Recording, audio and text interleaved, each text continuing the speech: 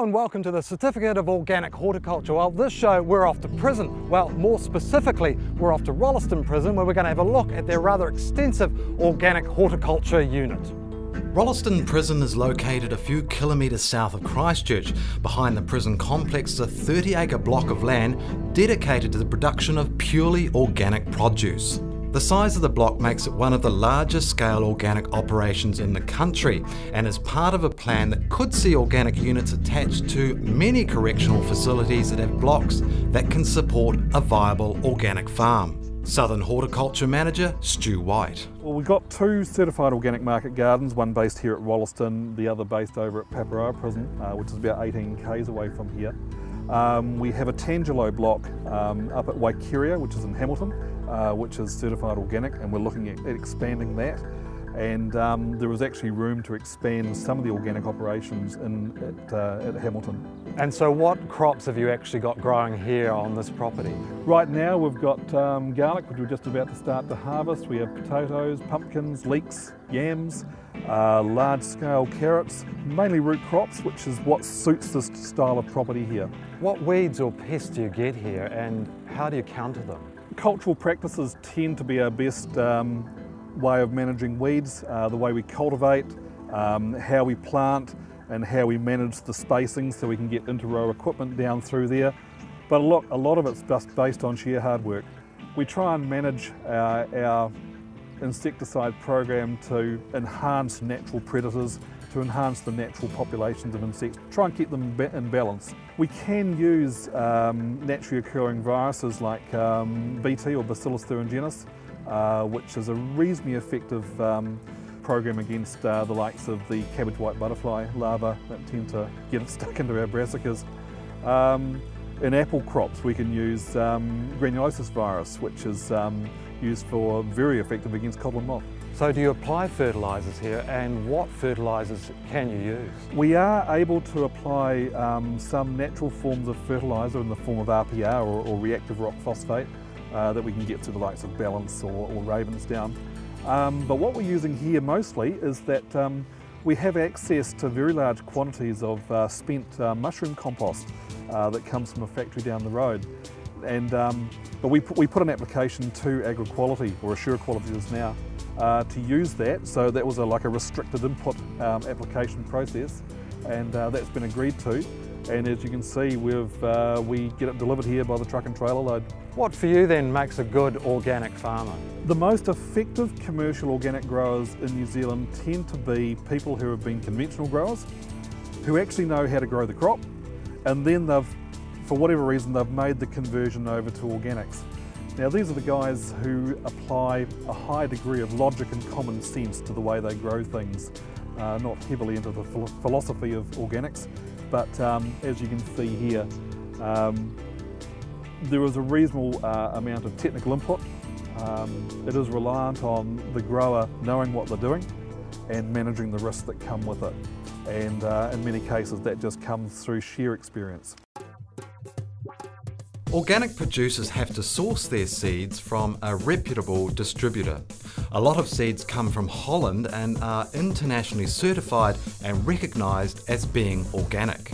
The garlic grown in this unit is locally sourced, but efforts are being made to have further varieties certified, but this process is expensive and takes some time. In some cases, non-organic seeds can be employed. Producers can apply to have them certified, but there are restrictions surrounding this practice. What is the profile of the organic sector? Are we getting there, if you like? Our organic industry covers the whole spectrum. Look, we've got small producers who are essentially lifestylers, right the way through to multi-million-dollar large acreage organic operations covering sheep and beef, cropping, organic grain cropping. A lot of horticulture. There's a lot of large-scale apple orchards and stone fruit orchards up in the Hawke's Bay who have made the conversion to organics, and they represent the big business end of organics. But look, with the advent of the farmers market scene in New Zealand, it is getting more viable for smaller players to make use of their small holdings and to grow something organically and actually have a good market. What is the difference between organic and crops grown conventionally? Well, as we said before, the actual mechanics of organics is producing something without the aid of synthetic fertilisers or pesticides or fungicides. But I suppose here, and I'm not being flippant,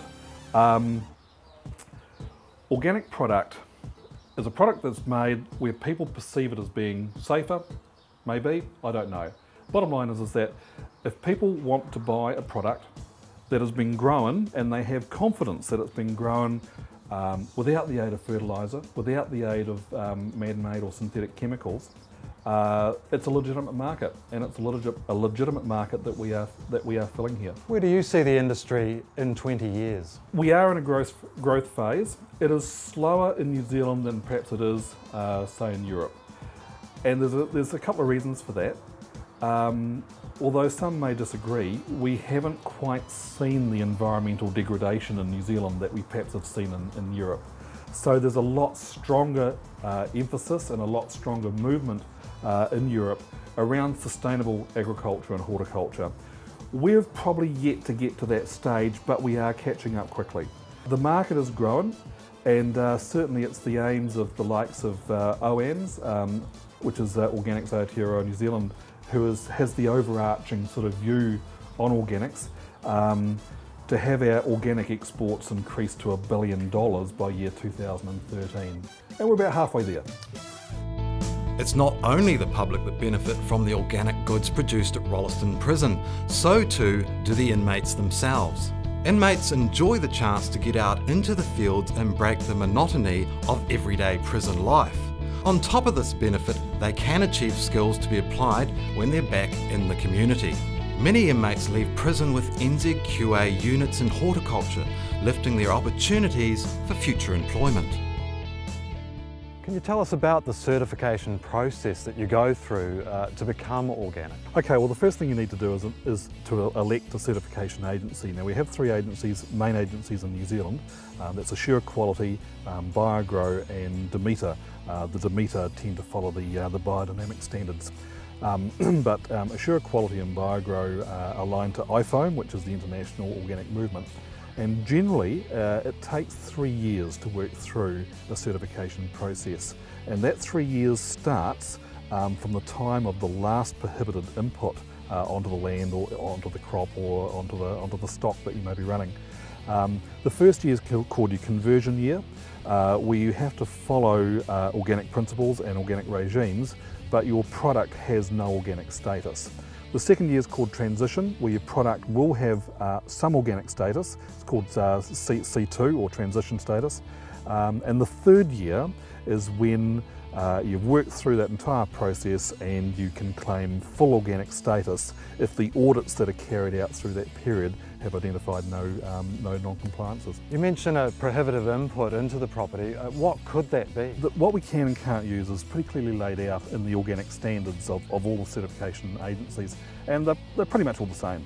Generally, organic growing is producing things without the aid of synthetic pesticides, herbicides, or superphosphate-based fertilisers. Now, in the organic standards, it's very clear what is prohibited and what is, say, restricted. Now, a restricted input is based on need. So, say for instance, if you're treating, say, an apple crop with a fungicide, you can use a copper-based spray. You're allowed to use 3 kilos of copper per hectare per year, but you must apply to your certification agency to seek permission to use it, and you have to have justification to do so. So it's definitely getting away from styles of agriculture where you just applied things out of requirement rather than actual need. Is that certification process ongoing, or once you're certified, that's it and they leave you alone? No, the certification process is subject to yearly audit, where the agencies will come in, they'll check your crops, they may ask for residue testing, just to check to see what's been applied to the crop. They'll also check on financial records to see what you've been purchasing, who you've been buying it from, and what rate that you've been applying substances to your blocks. So what then is an organic regime? Well, growing organic means is growing without the aid of synthetic or man-made fertilisers or pesticides. But it's a wee bit more than that. Organics is a package deal. And to be successful, we need to be growing things that naturally suit the environment and the property that you have. You need to learn what you do well and maximise the advantages that can offer, and sort of like insulate yourself from some of the disadvantages.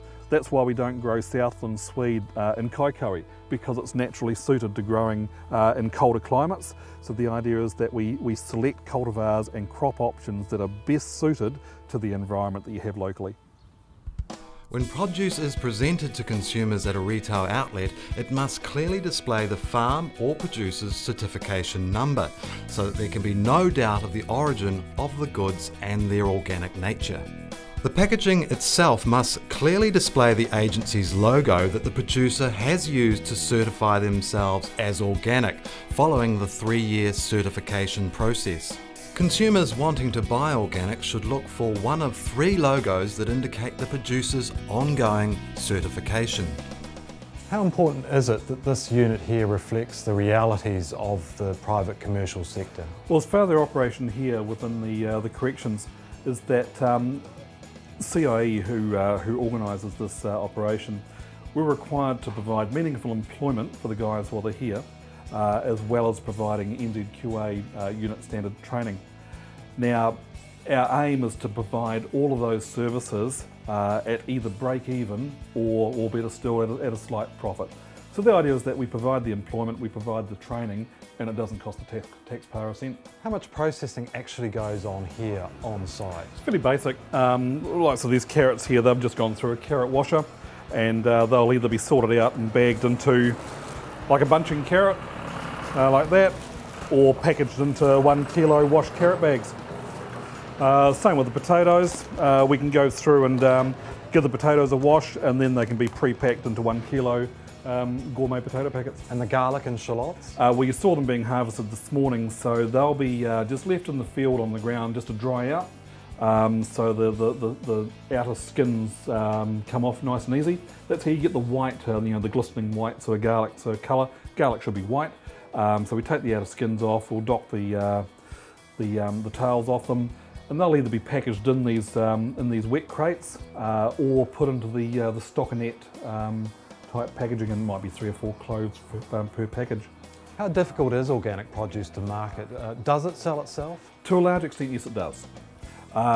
So if you're dealing with like some gate sales or farmers market operations and things like that, yeah, it is pretty straightforward to sell. Once you get up in the scale to hundreds of acres of horticultural organic product, you really need the assistance of a centralised nationwide marketer, which is what we've put in place over the last couple of years. In the future, will there be a unit like this attached to every prison? It'll come down to what land we have available around prisons. As you can imagine, we don't tend to put prisons in areas of high density housing or high fertility land. We tend to be poked out into places where we have minimal impact on communities, and that tends to be on areas of poor land.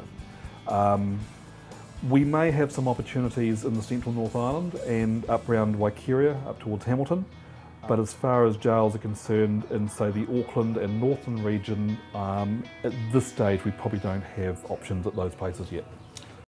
Treehuggers is located just south of Timaru in South Canterbury and boasts a variety of organic produce, from free-range organic hens producing organic eggs, to garlic, strawberries and apples. The key method of distribution on this unit is through a store located on site. The current operator has been working the property for 7 years and is dedicated to maintaining organic certification. Treehugger Organic Manager Nathan Davis. Well, term organic, I guess growing up with my parents having a spraying contracting business and working for them accordingly through school, I've always grown things and never used any synthetic chemicals, I guess. And it's just, I don't know, the way it's always been. And it's just been one of those continual evolutions of who I am. So tell us about the operation you've got here. It has been a fairly diverse operation, and we're basically looking at scaling down to 4 main crops really. Strawberries being one, very popular, but also very trying with the climate. This year's been another very trying climate. The other crop, new potatoes, focus on new potatoes for Christmas mainly, Christmas and Easter. And the small, so about an acre in vegetables for the house, and any surplus will go in the shop as well. What is the attitude to growers around here that perhaps use conventional methods to your organic operation? Kind of hard to say. Not many people say too much to me derogatory wise. I like to think if there was any issues to be presented that someone would come forward and say to me, hey, you know, really, what's the story of this organic business? All in all, locally, beautiful people in South Canterbury. Love it. And that's why we decided, right, we're buying this place, we're settling in, been managing the property here for just over 6 years, 6.5 years. And just the turn of events, we've managed to be able to buy the property off the previous owner, my previous employer. And yep, just love it. You've got the sea right there, and the mountains are right there, some beautiful rivers for fishing. Is there a good network of organic growers? That's one of the beauties with the certification that we hold here with Organic Farm New Zealand, that we operate in a pod basis. So I'm a member of the South Canterbury pod, and if there's any issues that arise that I'm not sure of, I'd like to know more information about, I can just get in contact with one of the other pod members or with Robin up in Christchurch, and she can put the fillers out there in the organic community. And what I find generally, not just with Organic Farm New Zealand, but people that are certified with BioGrow, Assure Quality, Demeter, everyone's very open about their knowledge. And how do you get your produce out to the market? We've got the Honesty Box, the shop, and that moves a fair bit, especially now with the busy season, summer, a lot of people are travelling around. I've got a good friend, Mark Dixon, who owns Taste Nature down in Dunedin. He's got a great retail shop, so I supply him with and where I can. Also a friend up in Christchurch, again where and how I can.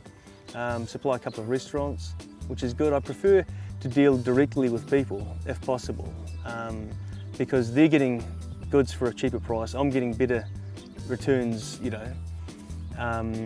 And also I deal with occasionally Fresh Direct, Steve Wiley up in Christchurch. The organic wholesaler, very good. We buy in quite a bit of stuff for the shop. And when I have an surplus of a certain crop of significant amounts, then I'll move it on through them. Treehuggers have been trialling the cultivation of organic strawberries for 2 seasons. Between the rows of strawberries is a living mulch, supplying the soil with the required nutrients for successful, vigorous growth. The living mulch mitigates the need to apply fertiliser that may not be of organic origin. The plants used in this living mulch are alfalfa and mustard, both of which have large root structures which are very good for the soil, preserving its viability for ongoing organic production. Now the bees all buzzing around us and coming from the hives behind us, how important are they for your operation? Hugely important. I've got a hectare in fruit trees over here, all different cultivar species, and yeah, without the bees there'd be nil pollination, hence basically nil fruit, apart from the self-fertile trees. Also the strawberries up here, without the bees pollinating the strawberries, again, it's all part and parcel of the whole operation.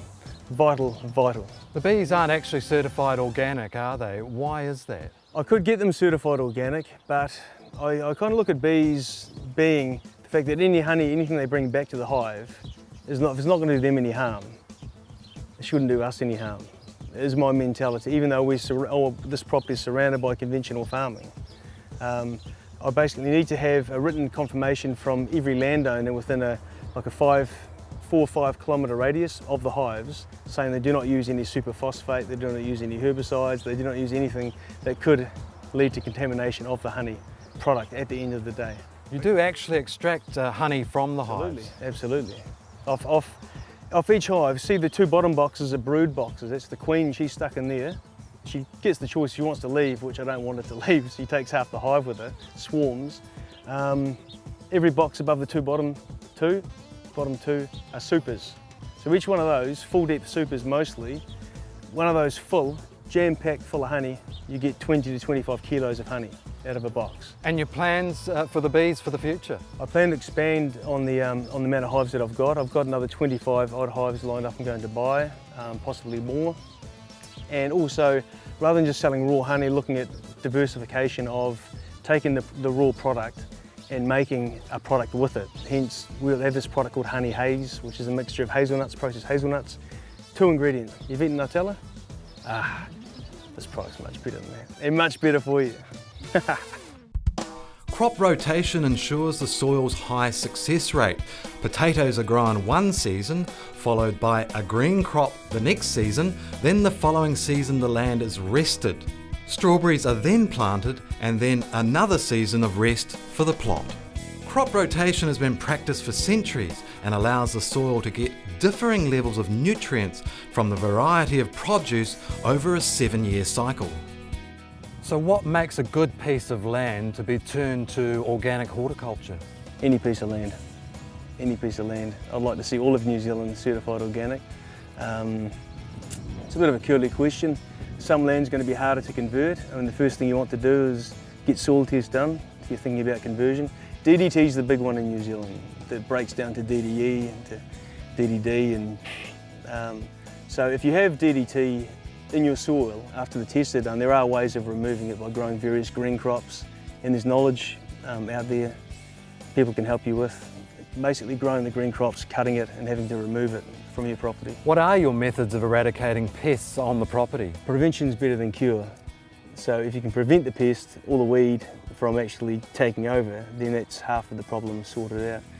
I try to keep things to a minimum. I fertilise the plants and everything that I grow here quite regularly. I make a lot of fish fertiliser. A friend has a, Daryl Beattie has a fishing boat charter down in Mauraki, and so I get a lot of fish, blue cod carcasses, frames off him, soak those in water for a few months, and spraying, you know. You got to be careful, it gets away on you. And how does that help? What does that do for pests and that sort of thing? Like white cabbage butterflies with growing brassicas, they just seem to not like fish. They're not fish fans, you know. And but again, it's about using the right amount. If you use too much fish fertiliser, so high in nitrogen, you burn the heck out of your plants. And I notice you are taking on green waste. I opened up the St Andrews Green Waste initially after being approached by the council because there was a problem with congestion, I guess, with green waste. What do we do with it? So I said, well, hey, bring it down here. I'll take any green waste from properties, but not grass clippings. It's the only thing that I will not take because the amount of herbicides, residual herbicides that I use, namely versatile. But all in all, it's working out very well. There's a fairly good sized collection down there now. I'm just waiting for it to get slightly bigger to make it more economical with hiring a machine to chip it all up. And then in turn, I'll get that tested. For any residuals, once I get the thumbs up, it's all good. I use it in making compost, mulching beds, stop the weeds, will help stop the weeds. And it's working out well. And also, from another perspective, to try and bring some of the community together as well, because it's an important thing, and especially in a small village such as St Andrews. South Canterbury's climate dictates what crops can be grown and when. The organic block is located close to the coast and was considered to be free of snow until a snowfall forced the operator to reconsider what crops would flourish. Garlic responds well, but other more ambitious plant varieties such as avocados are considered either too high risk or simply impossible to grow successfully. Producers put great consideration into their geographic location when making decisions on what plants to cultivate. So tell us, what is a woofer? A woofer is a willing worker on organic farm. We get a lot of woofers come and stay here. They basically come here, we supply them with food, lots of good work and good company. And most importantly, lots and lots of good food.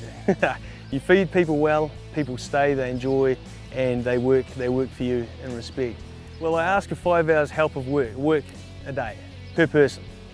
But quite often people come and stay for great lengths of time. We had a couple of American girls, separate occasions, stay for 6 weeks each, and obviously enjoyed the stay here, and that was good. That was great for us. They become familiar with the property, get to know the irrigation, get to know the jobs. And a couple that are staying with us here at the moment, Matt and Jessica, their daily duty is to get up and feed the chickens, so that takes away that responsibility from me in the morning and in the afternoon to check on them, collect the eggs, restock the shop. So it just takes a big weight off my shoulders. There isn't any money, there's no money changing hands, it's a completely mutual exchange, and you get to meet lots of lovely people. I heard about woofing first from roommates in college. When I went to university, I had some friends who spent their time in New Zealand on a semester abroad and studied organic agriculture as well as environmental studies here in New Zealand, and afterwards they stayed and they did some woofing at various farms around New Zealand. I first heard about woofing through some friends who had also done some woofing, and they had actually done it in New Zealand and just had such great things to say about New Zealand, so we wanted to come here first. My experience in New Zealand has been great. The people are so friendly. Beautiful scenery. You have a beautiful, beautiful country and so welcoming. It's been a wonderful time so far. We basically were in Christchurch for a little bit and then came straight here. So Nathan and Steph have been our first encounters and it's been awesome. We spent some time in Christchurch and enjoyed the city, and now we're in the country and enjoying that just as much. So I've learned so far about garlic and harvesting garlic. And learned a ton about garlic. That seems like what Nath is really passionate about, and it's been wonderful to work with him and learn about all the different varieties of garlic, more than I ever knew existed. The intensive weeding with going organic farming. We've done a lot with asparagus. A lot about what it's like to run a small business, what it's like to have a beautiful orchard and a beautiful property growing all kinds of food. The chickens, I've been taking care of the chickens with my partner. I definitely would recommend woofing as a way of traveling, as a life experience, to learn more about yourself. I would recommend woofing. It's a great way to travel, meet people from the country. You get to stay with the host, so it's a much more personal experience. As well as to learn more about farming, and more people should learn how to grow their own food, I feel, and really get into learning how to just bring food out of the ground and for themselves, and do it organically and do it the natural way, and take care of the environment in the same way that it takes care of us. Well, that's it for this show. If you're interested in the Certificate in Organic Horticulture or any other course offered by the Southern Institute of Technology for that matter, then don't hesitate to call 0800 SIT to learn. Well, I'm about to tuck into a lovely all organic lunch here with the guys, so we'll see you next time.